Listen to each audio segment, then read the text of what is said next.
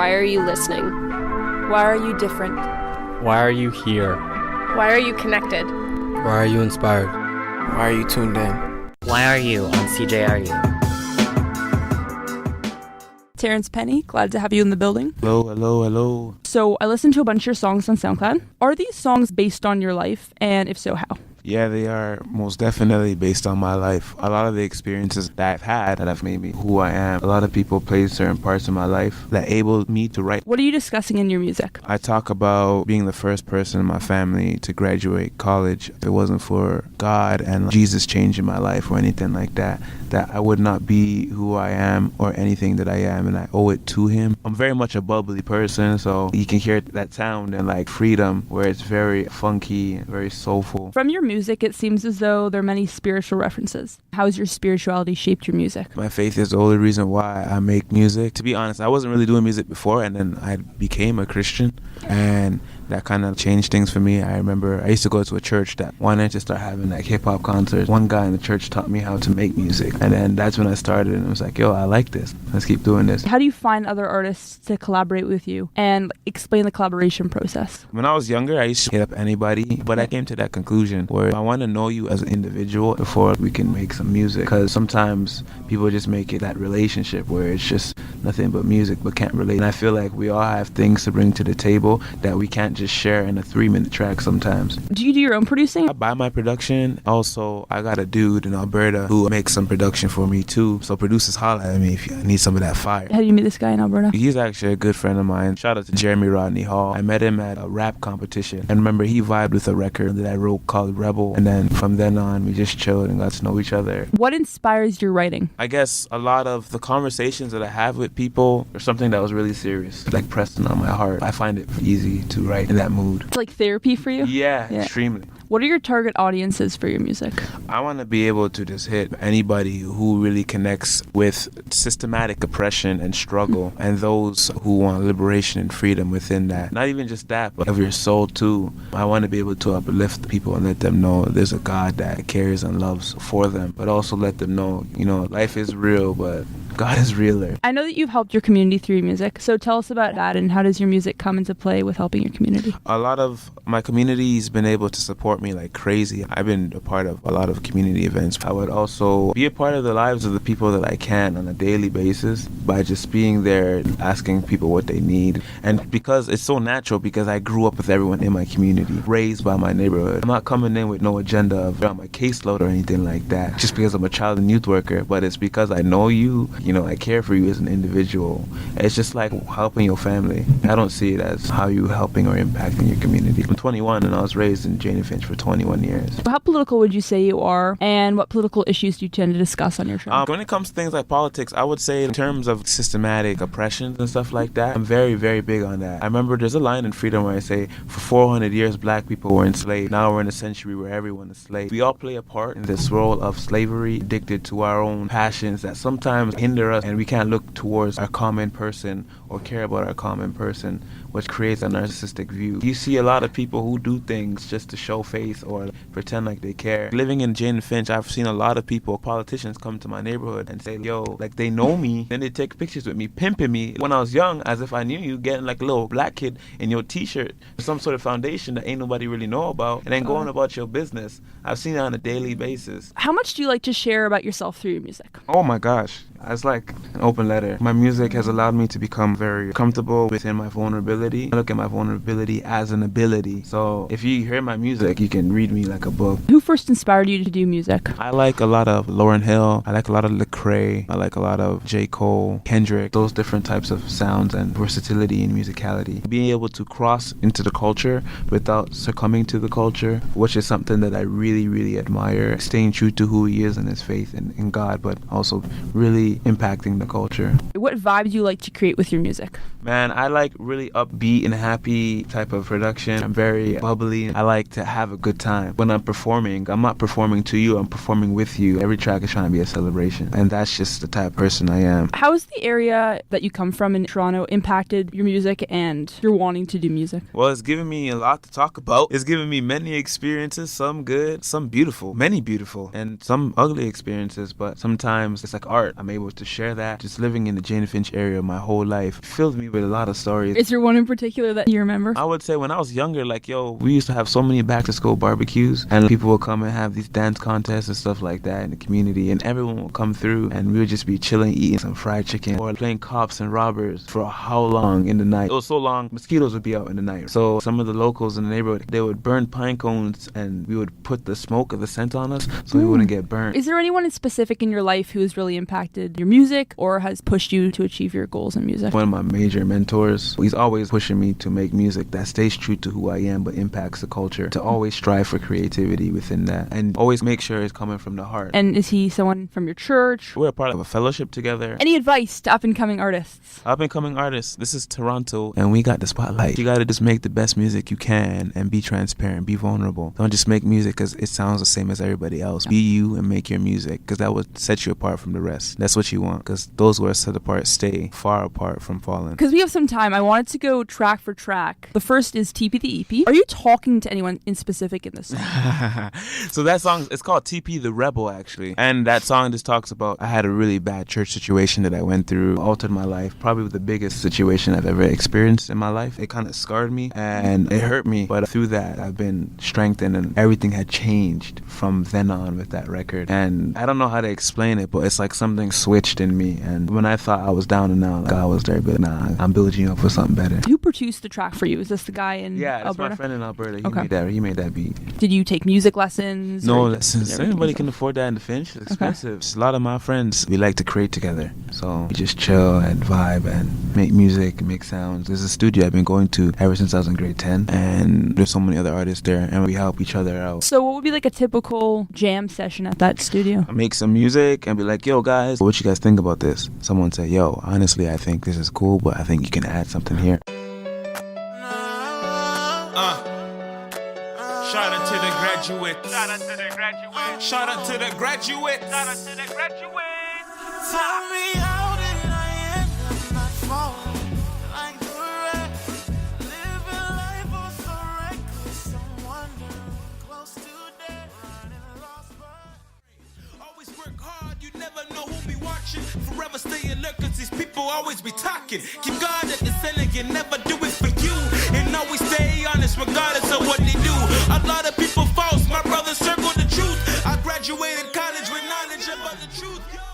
Graduation featuring Temmie. So is this a friend? Tammy, actually. I met Tammy about a year ago. I was working with Native Child and Family Services, and we connected while we were working there. And I had the 2 verses ready for graduation and the bridge, but I had no hook for it. And then one time, like, yo, bro, I need your help, bro. And Tammy got a crazy voice. Do you sing yourself? I can't sing for my life. Okay. I try, but no. In graduation, I know that you graduated, you were telling me before, from Centennial. So was there something that inspired you through your schooling that pushed you to write this song? Oh my gosh, yeah. Just the growth that I had from my first year to my last year was crazy. And I really wanted to write this down. I wanted to really doc this. And to write that record was very much easy because of all the memories that I had at Centennial College. Shout out to the CYCs over there, alumni 2016. And it was bubbling within me to make it. It didn't take long. And then when Tammy came on the hook, I'm like, yes, this is it. And I was blessed to have that play as the walkout music at my own graduation. Oh, wow. And the president of Centennial was there. She's bumping it. That's how everyone should graduate, to their own you music. graduate to your own music. That's man. right. So how did you find school? There's a lot of work doing school, and how did you deal with that? I just made time because I went to school far. Centennial was like 2 hours away. I took that time a lot to read books, to write music, and that's where I got a lot of my music done. I love writing on the bus. Yeah. Just the sway of it. It's so weird for me, but it makes it more easier for me to write to. Explain for us your process of writing. How do you go about doing it? I play beat and I like mumble, like and what am I saying? Let me put some words to this, and then I'll start flowing to it, and then whatever comes to it comes to it. Or sometimes if the beat already has a name on it, if I buy it from somewhere and I vibe with whatever is being said, then I'll kind of run with that. So you're saying that you actually buy beats that are titled or they already have lyrics to them? No. So when you go on like a beat catalog, sometimes the artist, they'll call it something. If this is the mood, sometimes I like to project that, or I'll just do something completely different with it.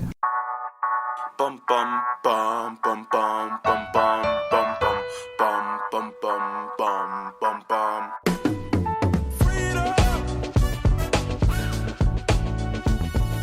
Freedom.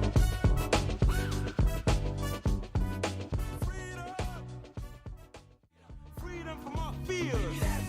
Freedom to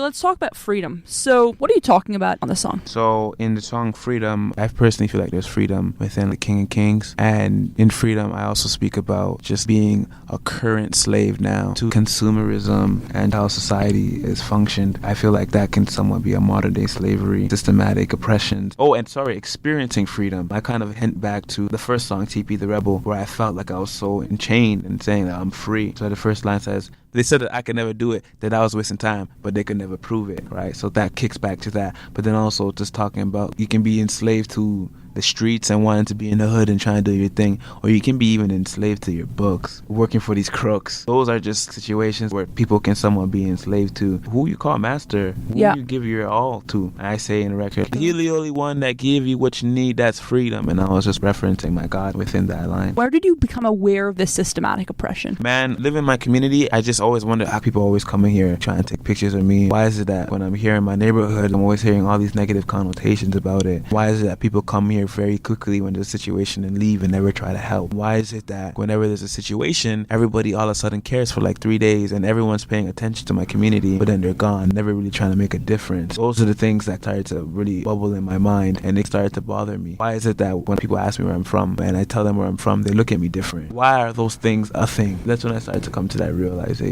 And just the cycles of broken households and broken families in my community. Why is there so much addiction? Why is there so many drugs and violence in my community? Why is that? I feel like we're in an incubator and we're just getting cooked in there. You referred to media oppression on that track. So explain that a little. This brother was somewhat in the Jane and Finch area or from the Jane and Finch area. So there's people who commit things who are not within the area. Like I don't see certain news anchors coming to the annual barbecues within the community. Why is it that I'm only hearing about my community when there's stuff that's going down? Come into a barbecue, man. I swear I'll give you some fried chicken. We don't bite. Come and have a great time. We're all people. So just treat us like humans. And on top of that, why are these people like that? How are you going to help these people and serve these people? Because a lot of these people come from broken situations. So we're going to move to Control, featuring Kibra T. I'm assuming she's the one singing on the track.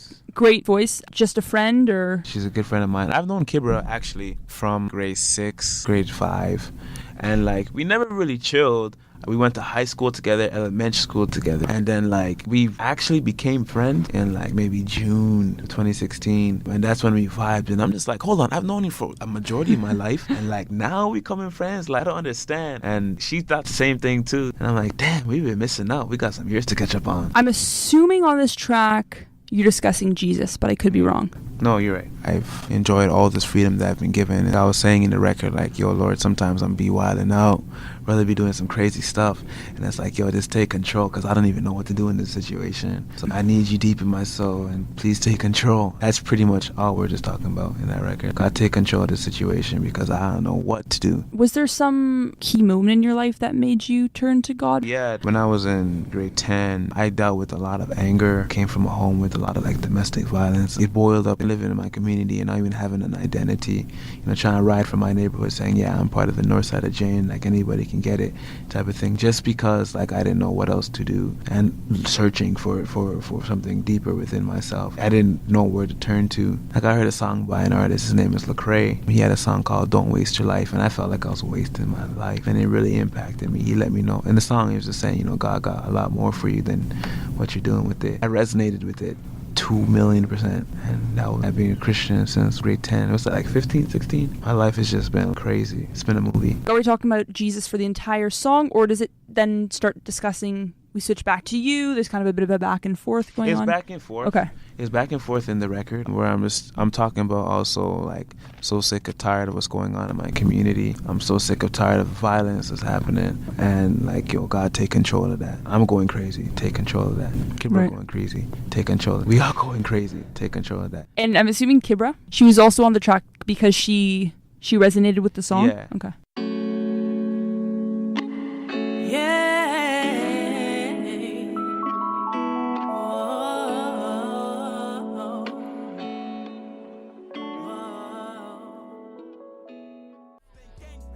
If you didn't ride and you wait, gang, are you serious? No, that's crazy. 15-year-old babies out here making babies. See that fam, that's crazy. See the psycho make you psycho. Above Water, Tracy K, and Named Tobias. Tracy K, the singer, Named Tobias, the featured rapper. Is that how it worked? Yeah. Okay. There's one point where you mentioned that you used to play basketball till Yeah, sundown. basketball was our outlet. Go to practice till sunset. That's right. Yeah. That was a great line. So, are you a big basketball player? Well, I used to. I thought I was Okay. going to the league, and then Oh, I wow. stopped growing vertically, and then it's like, no, this is not happening. Sure. Like, what's going on? Like, Right. I was gonna sign that Jordan like sponsor and everything. Like, yeah, basketball was definitely a thing that we did a lot when we were younger. I had like personally, all my friends played basketball. Okay. We had nothing else to do, Sure. so it became more of a social thing to play basketball. Because if I wasn't playing basketball, like, what was I really doing? And that was just another way of just keeping myself busy when I was younger. It seems that you were very good at kind of keeping yourself out of trouble, so to speak. Yeah, you could say that. I had my fair share, but Yeah. nothing crazy. Is that something that your parents have put in you? I would say it was just by a lot of the mentors that I had when I was younger, coaches, people who brought me to like community events. These people brought me to so many places. I'm like, I'm not really doing anything, so hey, like, yo, might as well come through. So I just went to those things. What was the process like in terms of doing this track? I mean, there's 3 people on it, so you guys write together, separately? Well, Named Tobias is in Vancouver, so he was just speaking about his own personal situation, how he's trying to keep above water, and I was just speaking about my own life and how I feel like sometimes living in my neighborhood, like, it's very difficult from the inside and outside. And I guess Above Water is a pretty relatable title in that. Even if you're not necessarily talking about the same thing, you and Named Tobias, like, you know, he found some inspiration Yeah, with and we that. both trying to keep our head above water. Someone give Right. us a life jacket. What was the reference of keeping your head above the water? The reference of keeping my head above water, the reason why I used that as the title was just because when you see someone who's keeping their head above water, they're afloat. They're in water, but they're afloat. They're breathing. They're not drowning. Rebel Dose? First of all, the title. What is it referring to? Rebel 2. Dos Okay. means 2. Uno, dos. If you see the EP, it's kind of sandwiched within TP, the Rebel, and Rebel That's Dos. right. It's like a rebel sandwich. The song Rebel Dos says if anyone tries to hold you down, manipulate you, control you, and you know God has put this on your heart, like, rebel at all costs. Rebel, because it's going to eat you alive. And you'll know at the end of the day that there's more, and God meant more for me than whatever I thought it was or whoever was holding me down. And has anyone personally told you were a rebel? Like, Oh is my that- gosh, yes. Some people have told me like, yo, I'm a rebel and I practice witchcraft. Some people have told me like I have the spirit of a rebel, and that was just through my own personal situation where I was going through. First song, Rebel. Some of the people that I had loved, still love. Some of the people who I thought I was gonna do life with forever, like when they were saying these things, it really pricked me. It really hurt. Yeah, rebel is a funny word because you never know if it's a good thing or a bad thing, right? Mhm. How did you take it as? I took it as a great thing. I take it if I'm rebelling and this is what God is doing, let's keep rebelling. Be an agent of change. Agent of change always rebels. What did you feel you had to rebel from? People will be placing burdens on me. Some people would tell me what I'm doing is wrong. Some people would say it's not of God. People would say I'm doing it for myself. People would say, why don't you just fall in line with everybody else? You know, people say you're never going to do this, you're never going to do that. People would tell me like I'm out of the will of God for my life and stuff like that, and what I'm doing is crazy, blatantly rebellious. I was told by a man that like the only reason why I'm a rebel is I didn't grow up with my father, type of thing. Those are the things that I was told by certain people, and like I said, it really bothered me in the beginning because I didn't want to be seen as that, and I really wanted to be accepted by those folk. But I realized like if I can't, you know, there's something bigger than this, so let me just accept that. Because God obviously instilled that. Terence Penny, pleasure. Thanks very much for Thank you coming. very much. To hear full songs and more, look up Terence Penny on SoundCloud and click on TP. And keeping with the theme of hip-hop music, Dante made a review of Jonathan Emil's album. This is June, and I'm here to give you an insight on Jonathan Emil's album, Phantom Pain. You know what it is. Stay tuned. You see the beast start spraying, that's what I'm saying. Them not playing live. Kendrick Lamar on the track. Jonathan Emil, what's happening, homie? We marching in the streets right now. After listening to a couple of songs by Jonathan Emil, you can already see that he has a message that comes along with his music and his lyrics. And his beat selection is incredible. You can tell he goes for beats that have a kind of soul feeling to it. After reading a little bit about Jonathan Emil, I understand that he has it hard with him fighting cancer. He even speaks about his cancer various times in the album, Phantom Pain. His beats, his flow, and his melodies all make his music have the great sound that it possesses. You can tell that he's really grinding to get a feature with the amazing Kendrick Lamar. In the song with him and Kendrick Lamar, you can feel the message that they are sending across the listeners. This song really talks about all the politics in the world, especially all the police murderings that are happening to innocent people every year. They speak on how the average black man only lives until 25, and it's a coincidence on how Tupac died at 25.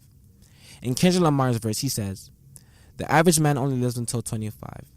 Pac died at 25. How many kids you know that's dead at 25? That's light. I know 10 that's crumbling in coffins." Kendrick Lamar also talks about it being possible for him to lose his life over an altercation his friends or homies got into the other day. This is one of the main causes of death, gang violence. In Jonathan Emil's verse, he says, "Heaven help the man who takes another man's life. Heaven help the man who makes another man fight. Heaven help the man who fears another man because he has a tan or he's black or white." This song isn't on Jonathan Emil's album, but by far, this is one of my favorite songs produced by Jonathan Emil. In general, this album is amazing because he's able to switch up his style and do different things on each song. He has a variety of different styles he uses, but with each, he still has a deep message that he gets across. This has been my album review on Jonathan Emil's album, Phantom Pain. Overall, great album. The song with him and Kendrick Lamar, great song. I hope he keeps up the great work and keeps making great music. Till next time, you know what it is. Stay tuned. Compton and Montreal, they all say the average black man only lived to 25. Pac died at 25. How many kids you know dead at 25? Now that's light. I know 10 that's crumbling in coffin. You're listening to YRU on CGRU. The views and opinions expressed in this program do not necessarily reflect those of the Ontario Advocates Office for Children and Youth.